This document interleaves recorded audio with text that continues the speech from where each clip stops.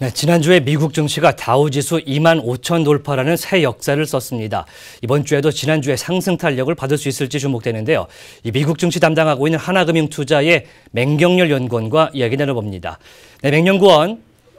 네. 네, 먼저 지난주에 미국 뉴욕 증시 금요일 장마감부터 좀 짚어보겠습니다. 네, 지난주 동안 미 증시는 주요 지수가 4거래일 연속 상승하며 S&P 500 2.3%, 다우지수 2.6%, 나스닥 3.4% 상승 마감하였습니다. 주요 지수 중 나스닥의 상승폭이 가장 큰 이유는 기술 섹터의 강세에 기인한 것으로 보입니다. 12월 마지막 주까지 이어지던 낮은 거래량도 정상으로 돌아왔습니다. 지난주 유가는 2.4% 상승하며 강세를 보였고 달러 인덱스는 0.3% 하락하며 약세를 보였습니다.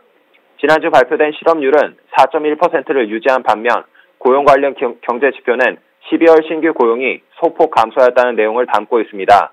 얼마 전 페드는 경제 동향 보고서 베이지북을 통하여 전문 인력에 대한 수요는 높지만 공급이 낮은 현재 고용 시장의 특징을 이야기하였습니다. 시장의 예상을 벗어난 12월 신규 고용 수치는 전문 인력 시장 내 수요와 공급 불일치에 기인한 것으로 보입니다. 관련하여 시장은 고용 시장이 여전히 탄탄하다는 의견을 보이고 있으며 제조업과 주택 경기 확장 국면 또한 언급되고 있습니다. 반면 지난주 발표된 무역 적자 심화는 우려가 되는 부분입니다. 특히 미국과 중국 간의 무역 적자 폭이 심화되었다는 점은 4분기 경제 성장률에 부정적인 영향을 끼칠 것으로 보입니다. 네, 수출 상황이 그렇게 좋지는 않은데 일단은 내수가 좀 좋은 걸로 나오고 있군요. 지난주에 섹터별로 등락률을 좀 짚어보겠습니다. 네, 지난 한 주 동안 소재, 기술, 에너지를 포함한 6개 섹터가 S&P 500 대비 더 높은 상승을 기록하였습니다. 특히 소재, 기술, 에너지 섹터의 경우 3.5% 이상의 상승을 기록하며 미 증시를 주도하였습니다. 기술 섹터의 경우 작년 연말 차익 실현 매물출에 의한 조정 이후 이번 주 뚜렷한 상승을 보인 점을 상기할 필요가 있습니다. 해당 섹터의 최근 조정은 작년 6월 조정 흐름과 비슷한 점이 많아 보입니다. 기술 섹터가 작년 6월 조정 장세를 거친 후 단기가 상승 흐름을 이어갔다는 점을 상기하면 지난주 강세가 당분간 이어지지 않을까 조심스럽게 전망합니다. 에너지 섹터의 등락은 원유 가격 상승 흐름에 기인한 것으로 보이며 해당 섹터의 4분기 실적 전망 또한 기대가 되는 부분입니다. 소재 섹터의 경우 4분기 실적 전망에 대한 기대와 트럼프 대통령의 대규모 인프라 투자 계획을 상기할 필요가 있습니다.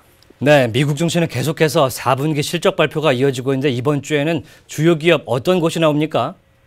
네, 이번 주 실적을 발표하는 기업은 총 30개이며 금융주들의 실적 발표가 눈에 들어옵니다.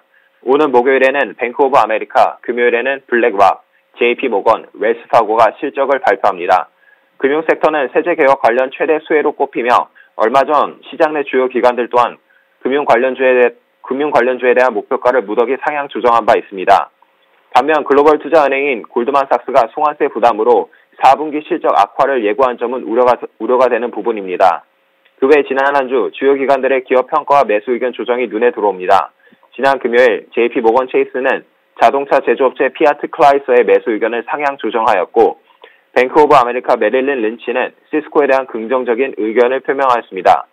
구체적으로 해당 기관은 시스코의 소프트웨어 기업 전환 과정에 대한 기대를 언급하였으며 이를 바탕으로 목표 주가를 37달러에서 46달러로 상향 조정하였습니다. 네, 그렇군요. 일단은 1월이 되면은 12월에 경제 지표들이 발표가 되는데 12월 경제 지표 또 뭐가 나옵니까? 네, 이번 주에는 물가 관련 경제 지표가 다수 발표됩니다. 오늘 목요일에는 12월 생산자 물가 지수가, 금요일에는 소비자 물가 지수가 발표됩니다. 고용의 안정과 적절한 물가 수준은 기준금리 인상 전망의 중요한 기준이 됩니다. 고용시장은 안정적인 수준을 유지하고 있으나 물가에 대한 우려는 아직 상존하고 있습니다. 기준금리 인상에 대한 비둘기파와 매파 간의 의견 또한 크게 엇갈리는 것으로 보입니다. 지난주 비둘기파인 필라델피아 연준 총재가 인플레이션에 대한 우려를 언급하며 올해 2차례 기준금리 인상이 적절하다는 의견을 표명한 반면 매파 성향인 클리브랜드 연준 총재는 올해 3-4차례의 기준금리 인상이 가능하다는 의견을 표명하였습니다.